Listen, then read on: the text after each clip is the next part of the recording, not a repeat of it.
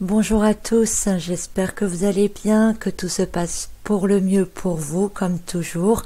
Le message de cette semaine nous entraîne dans l'univers des connaissances et nous rappelle à quel point il est important d'élargir sa conscience via les connaissances et le partage de celles-ci. Pour cela, j'avais tiré une carte du jeu Le sens de la vie, qui est celle de l'école.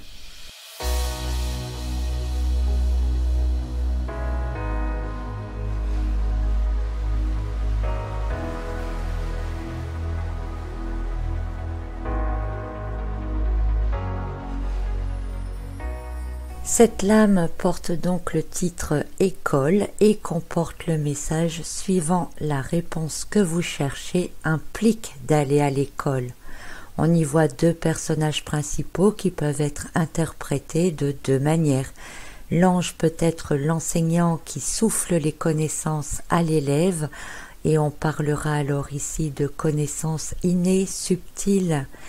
Ou alors l'ange insuffle les connaissances que l'enseignant devra communiquer à ses élèves.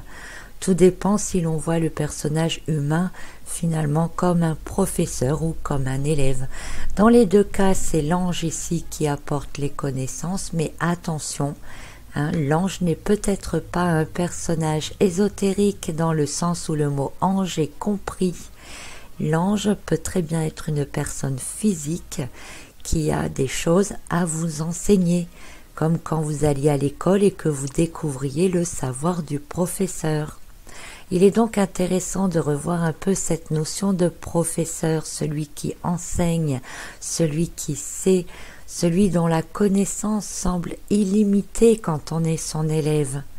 Il est censé apporter son savoir dans la bienveillance et surtout dans la notion d'ouvrir l'esprit de celui qui est enseigné.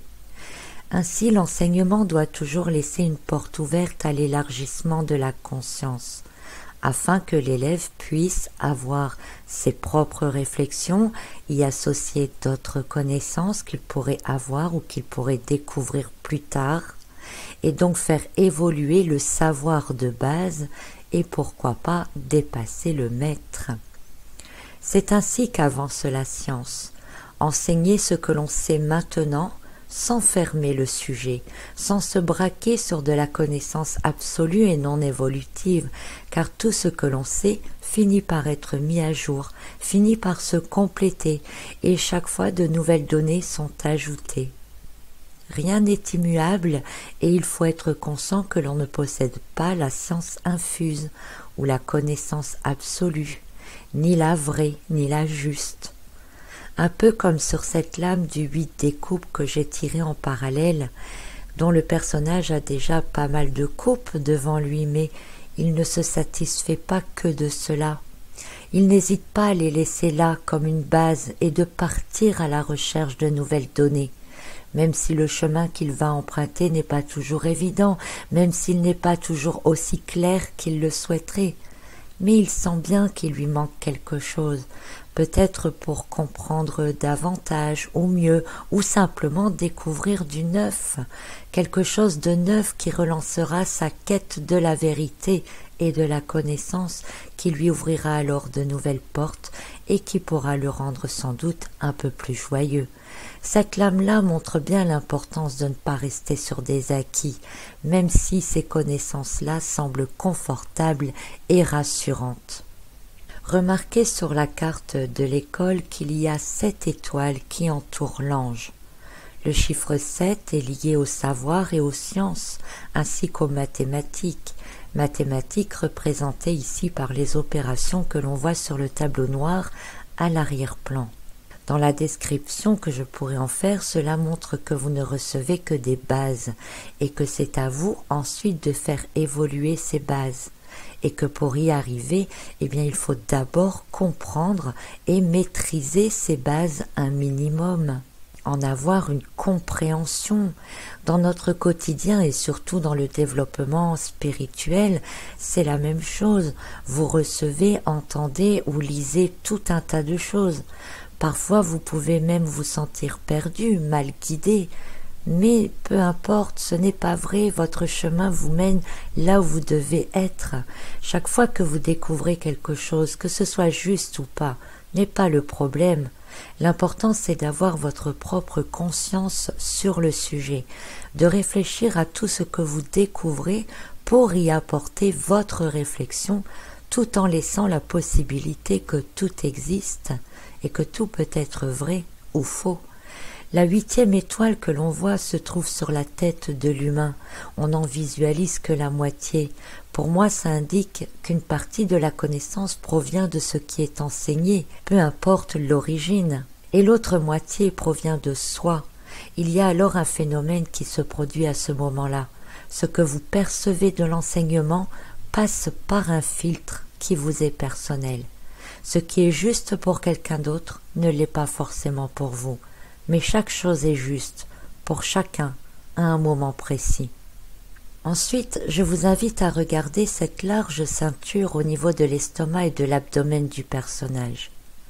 Chacun peut avoir sa propre interprétation de cette ceinture, mais je vous livre ici l'idée qu'elle me donne. Celle qu'il faut parfois du temps pour digérer certaines connaissances, certaines découvertes, certains apprentissages. On emmagasine des données, mais on ne les assimile pas toujours tout de suite. Il faut un temps d'intégration. Il est nécessaire de prendre le temps de faire des liens avec les bases que l'on a déjà, tout comme il peut être difficile de digérer que ce que l'on découvre vient remettre tout en cause. Quand la compréhension et l'intelligence personnelle aura fait son travail, la ceinture se libérera, les informations passeront mieux et le corps sera bien plus à l'aise. Entendez par là qu'on ne peut pas tout prendre pour acquis tel quel, sinon on pourrait se faire violence, et qu'on ne peut pas changer ses croyances et connaissances du jour au lendemain. Il y a des bases qui sont là, qui sont ancrées, qui sont retenues par la ceinture, dans la partie basse du corps, et puis il y a tout ce qui est enseigné ou découvert qui entre par le haut, qui est parfois en opposition avec les bases, ou très différent d'ailleurs. C'est donc là qu'intervient en premier lieu votre filtre personnel, afin que les nouvelles connaissances puissent germer en vous, s'intégrer et se développer peu à peu, un peu comme sur cette lame du 7 des deniers que j'avais tirée ensuite, sur laquelle le personnage a reçu des graines qu'il a semées et qui attend patiemment en les observant qu'elles grandissent. Ce qu'il attend, c'est d'en voir le résultat, l'aboutissement, pouvoir se nourrir. Tout ceci conforte l'idée que lorsque vous apprenez quelque chose de nouveau, vous les intégrez, vous les semez consciemment ou non dans la base que vous possédez déjà, comme on met les graines dans le sol qui est notre base. Et ensuite, il faut être patient, il faut y ajouter peu à peu d'autres ingrédients, comme de l'eau ou des nutriments, pour que ça pousse, que ça évolue. Les connaissances fonctionnent pareil, on reçoit une information et puis on la passe par un filtre permettant de rapprocher déjà de ce que l'on sait déjà, ou pour opposer à ce que l'on sait déjà, et puis on y ajoute des petites connaissances par-ci par-là, des petites découvertes, ajouter l'eau qui mélange le tout. Cela permet aux informations de se lier entre elles pour aboutir à une nouvelle vision ou de nouvelles connaissances par la suite. Nouvelles connaissances qui seront une nouvelle base pour les apprentissages futurs. Cette ceinture peut donc être vue dans le sens où elle permet de filtrer les connaissances reçues avant de les intégrer et indique aussi l'importance de ce filtre afin de ne pas laisser intégrer en soi tout et n'importe quoi. S'il n'y avait pas de filtre, vous prendriez pour acquis et vrai tout ce qui se présente, sans y apporter de jugement personnel ni de discernement. Cela pourrait donc être dangereux. Recevoir l'information ou la connaissance, la laisser germer, la laisser pousser, ou plutôt la faire pousser en l'agrémentant de petites découvertes par-ci par-là, jusqu'à ce qu'elle prenne forme, qu'elle ait un sens véritable, que sa signification soit claire pour vous. C'est une connaissance mûrie qui vous nourrit, qui nourrit l'esprit et permet de chercher à développer davantage le sujet. Tout cela me fait penser à ce que j'appelle des bacs à sable. On passe d'un bac à sable à un autre quand on a fait le tour de tout ce que le bac à sable dans lequel on est avait à nous proposer.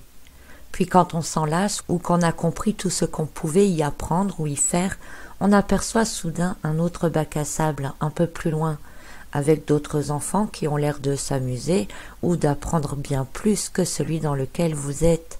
Alors bien sûr, vous vous amusiez bien vous aussi dans le vôtre au départ, mais plus maintenant, et aller découvrir le bac à sable voisin semble la meilleure chose à faire. Et dans ce bac à sable-là, en arrivant, tout est nouveau, tout porte à réflexion, tout a de nouvelles règles, tout a évolué, changé, et vous devez intégrer tout cela pour y jouer dans son plein potentiel. Et puis un jour, eh bien, vous passerez de nouveau à un autre bac à sable. Un autre bac à sable dans lequel vous serez impatient de découvrir de nouvelles choses, alors que beaucoup de choses sont possibles, des choses que vous ne pouviez pas envisager précédemment. Parce que les connaissances ayant évolué, vous pouvez maintenant avoir conscience de nouvelles connaissances. La connaissance ouvre donc l'esprit, ouvre la conscience et permet d'élargir les champs d'action. Donc ne pas rester sur ses acquis, ne pas hésiter à apprendre toujours et encore, de partir de soi-même à la découverte, de ne pas hésiter à aller vers l'inconnu, vers des sujets imprévisibles, nouveaux, qui se mettent sur le chemin. Car rien ne s'y met par hasard sur le chemin. Vous avez toujours quelque chose à apprendre, à comprendre, avant de passer à un stade supérieur. Il ne sert à rien de survoler les connaissances. Il ne faut pas négliger les bases, mais s'appuyer dessus pour ne pas se perdre, tout en n'hésitant pas à les remettre en question, à se remettre en question, très souvent. Ne pas survoler les connaissances donc, mais ne pas non plus passer les étapes, parce que chaque étape de la compréhension est importante. C'est comme si vous vouliez apprendre à trouver le résultat d'une multiplication avant d'avoir appris les tables de multiplication. Donc il faut un temps d'apprentissage et d'intégration, de digestion des données, et ceci est important pour ne pas prendre tout ce que l'on voit ou tout ce que l'on entend pour acquis, mais avoir le temps donc d'y apporter sa propre conscience, sa propre intelligence. Il faut aussi garder en conscience que tout le monde n'est pas dans le même bac à sable et que certains entrent seulement dans celui dans lequel vous étiez précédemment. Donc vous connaissez ce que d'autres découvrent à peine et vous-même découvrez ce que d'autres ont déjà découvert avant vous. Il ne faut pas oublier que selon la hauteur à laquelle vous êtes sur les branches de l'arbre, vous pouvez voir des choses que ceux qui sont plus bas que vous ne voient pas, mais que vous-même vous ne pouvez voir ce que ceux qui sont sur les branches plus hautes ont accès. L'ouverture de conscience est donc parfois lente, tant qu'on est en train d'explorer le bac à sable dans lequel on est.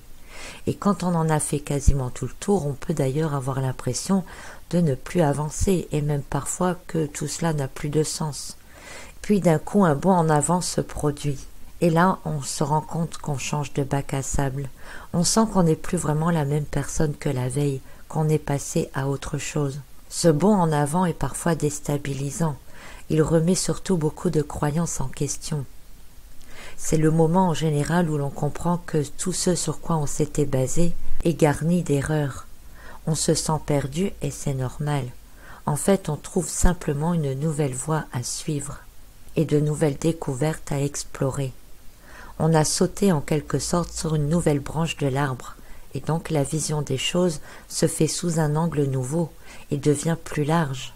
Elle laisse entrevoir de nouvelles possibilités qui sont présentes, qui étaient déjà présentes avant, mais qu'on ne pouvait voir. Il faut donc rester confiant dans votre évolution spirituelle et dans l'ouverture des consciences qui se fait encore et toujours, qui prend parfois du temps, que ce soit à un niveau personnel ou au niveau de la conscience collective, mais elle se fait, elle avance. La connaissance ne peut que grandir, évoluer, s'élargir. Certains sont dans l'attente, dans l'observation de ce qu'ils découvrent. D'autres plus avancés sont pressés de découvrir de nouvelles choses.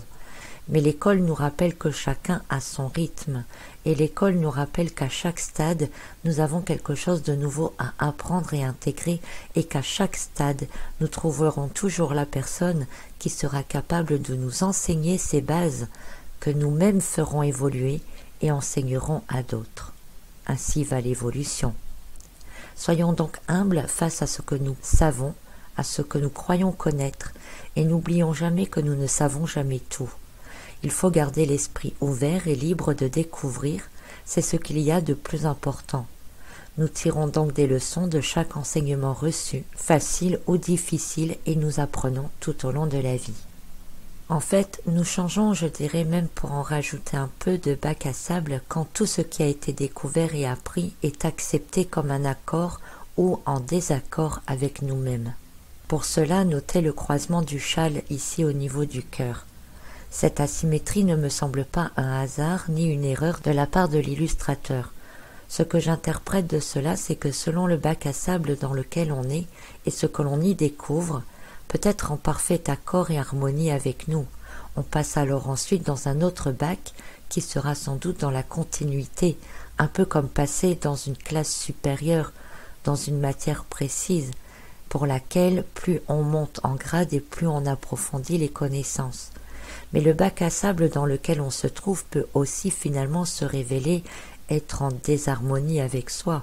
On peut ne pas le comprendre, ne pas être d'accord avec ce que l'on y découvre, et se rendre compte que certaines connaissances ne nous conviennent pas, et cela est tout aussi valable et important.